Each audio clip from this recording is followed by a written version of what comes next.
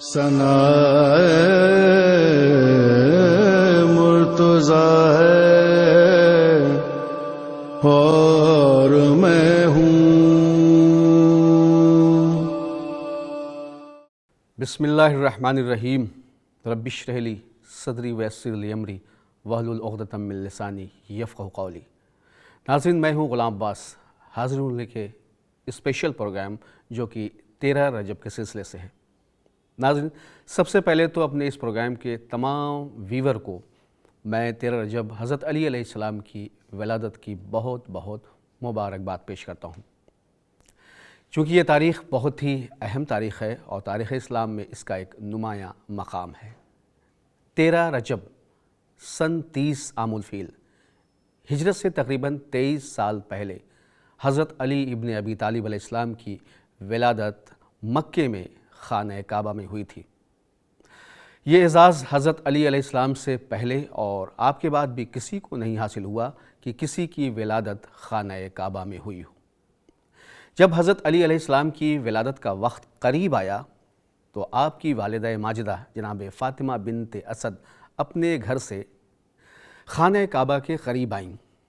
دیکھا کہ خانہ کعبہ کا جو دروازہ تھا وہ مقفل تھا، یعنی اس پہ تالا لگا ہوا تھا، بند تھا۔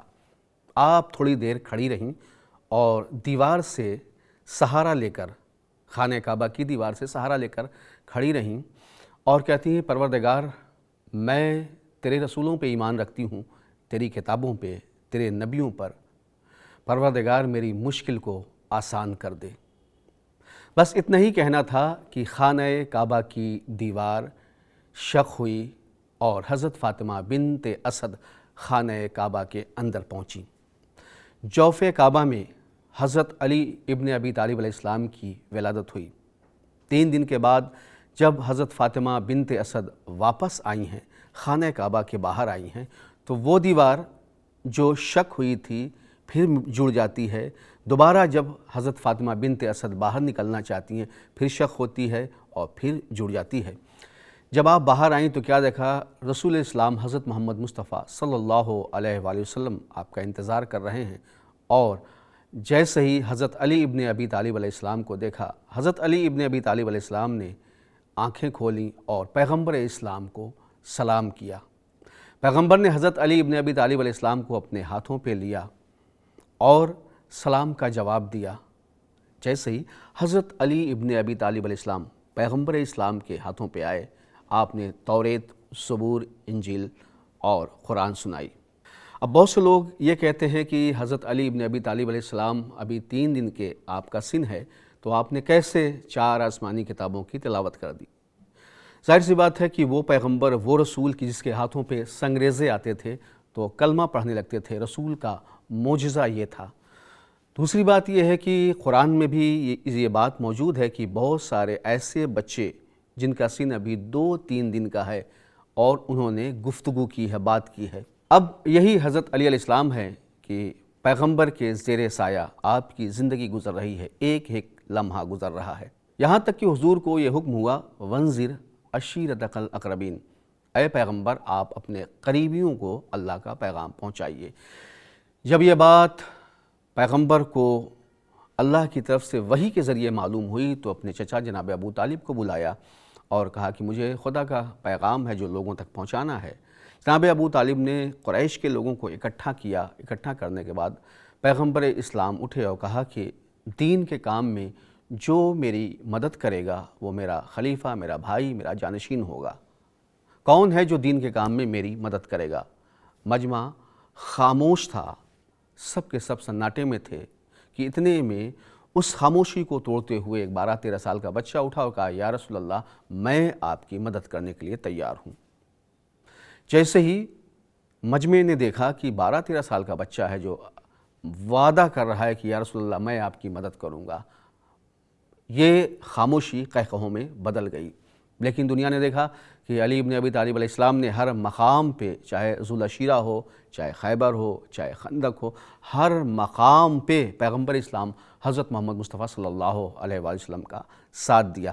جب بھی کوئی پریشانی، کوئی مشکل آتی تھی تو پیغمبر بلا دریغ علی کو آگے کر دیا کرتے تھے، اور علی ابن ابی طالب علیہ السلام پیغمبر کی نصرت کرتے تھے، یہاں تک کہ جب پیغمبر اس دنیا سے چلے گئے اور حضرت علی ابن ابی طالب علیہ السلام کی خلافت کا زمانہ آیا تو آپ نے جو حکومت کی ہے اس حکومت میں آپ نے سب کے ساتھ عدالت سے، انصاف سے کام لیا ہے، کسی کے ساتھ ناانصافی نہیں ہوئی۔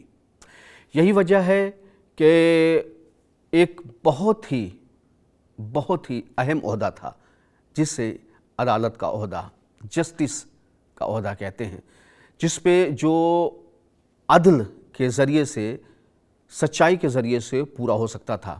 حضرت علی ابن ابی طالب علیہ السلام نے اپنی حکومت کے زمانے میں اس پہ ایک ایماندار انسان کو بٹھایا تھا کہ عوام میں، لوگوں میں کسی پہ ناانصافی، کسی پہ ظلم نہ ہونے پائے۔ اس لیے جب آپ کی حکومت آئی ہے تو عیسائیوں کا ایک ڈیلیگیشن نجران سے چلا اور حضرت علی ابن ابی طالب علیہ السلام کے پاس آیا اور کہنے لگا، یا علی، آپ کی حکومت میں ہمارے کیا رائٹس ہیں، کیا حقوق ہیں؟ تو حضرت علی ابن ابی طالب علیہ السلام نے کہا تھا کہ جو رائٹس، جو حقوق مسلمانوں کے ہیں، جس طرح سے ان کی جانیں محترم ویسے ہی تمہاری جانیں محترم ہیں، جس طرح سے ان کی عزت ویسے ہی تمہاری عزت ہے، تمہیں کسی بھی طریقے کا کوئی خوف میری حکومت میں نہیں ہونا چاہیے۔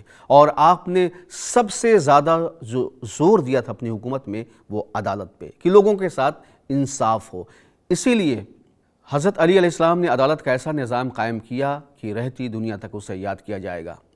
عمارہ کی بیٹی سودا اس بات کی گواہ ہیں کہ جب حاکم شام کی حکومت آئی ہے اور حاکم شام کے ایک گورنر نے، بسر بن ارطاد جس کا نام تھا، اس نے عمارہ کی بیٹی سودا کے گھر والوں پہ ظلم کیا، تو وہ شکایت کرنے کے لیے اس وزیر کی حاکم شام کے پاس گئیں اور کہا کہ آپ کے ایک حاکم نے ہم پہ زیادتی کی ہے، ہم پہ ظلم کیا، ہمارے مال کو لوٹا ہے، میں یہ چاہتی ہوں کہ آپ اسے روکیں ورنہ ہم اپنے پورے قبیلے کے ساتھ آپ کے خلاف احتجاج کریں گے۔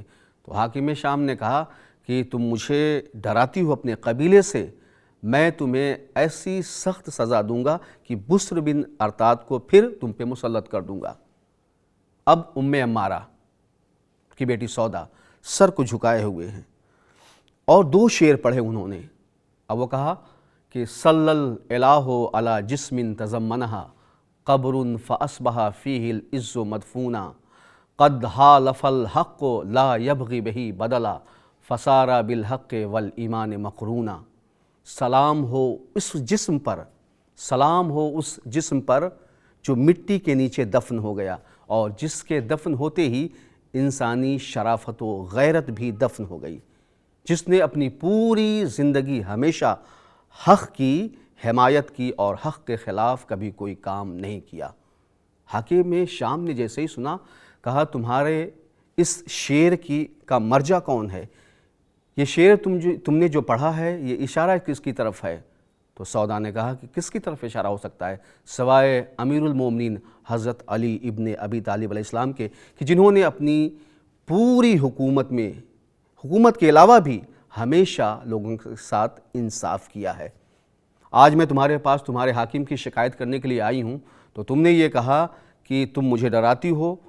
سن لو، میں علی کی حکومت کا ایک واقعہ بتاتی ہوں کہ علی کی حکومت تھی، ان کے ایک وزیر نے زکوٰۃ کے سلسلے سے ہم پہ ظلم کیا، میں فوراً علی کے پاس پہنچی اور علی ابن ابی طالب اس وقت نماز کے لیے کھڑے ہی ہونا چاہتے تھے، تکبیر کہنا چاہتے تھے۔ میں نے کہا یا علی فریاد ہے، علی مڑے، کہا بتاؤ کیا مسئلہ ہے؟ کہا یا علی آپ کے ایک حاکم نے ہم پہ ظلم کیا ہے۔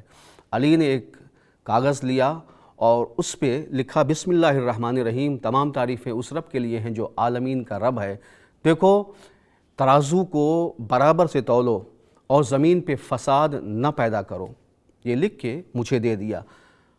میں لے کے پہنچی، جیسے ہی پہنچی ہوں کہ اس وزیر کو فوراً اس کے منصب سے ہٹا دیا گیا، ٹرمینیٹ کر دیا گیا۔ یہ علی کی عدالت تھی، یہ علی کی حکومت تھی۔ تو ناظرین، اس واقعے سے بھی ہمیں امیر المومنین حضرت علی ابن ابی طالب علیہ السلام کی ذات گرامی کا پتہ چلتا ہے کہ ہمیشہ آپ نے عدالت اور انصاف سے کام لیا۔ ہمیں اپنی پوری زندگی میں یہی کرنا چاہیے کہ حق بات، سچ بات اور ایمانداری کے ساتھ زندگی گزارنی چاہیے، کبھی ناانصافی نہیں کرنی چاہیے کسی کے ساتھ، اور حق بات کہنے میں کبھی ہمیں پیچھے نہیں ہٹنا چاہیے، اس لیے کہ جب آپ حق کو چھپائیں گے، حق بات نہیں کہیں گے تو اس طرح سے سماج میں اور زیادہ برائیاں پھیلیں گی۔ بس آخر میں اپنے تمام ویور کو جو اس پروگرام کو دیکھ رہے ہیں، میں حضرت علی ابن ابی طالب علیہ السلام کی ولادت کی بہت بہت مبارکباد پیش کرتا ہوں اور امید کرتا ہوں کہ آپ کو ہمارا یہ ایپیسوڈ پسند آیا ہوگا، لیکن وقت کی کمی کی وجہ سے ہم اپنے اس پروگرام کو یہیں پہ ختم کرتے ہیں۔ انشاءاللہ آپ سے ہماری پھر ملاقات ہوگی، تب تک کے لیے مجھے اجازت دیجیے۔ خدا حافظ۔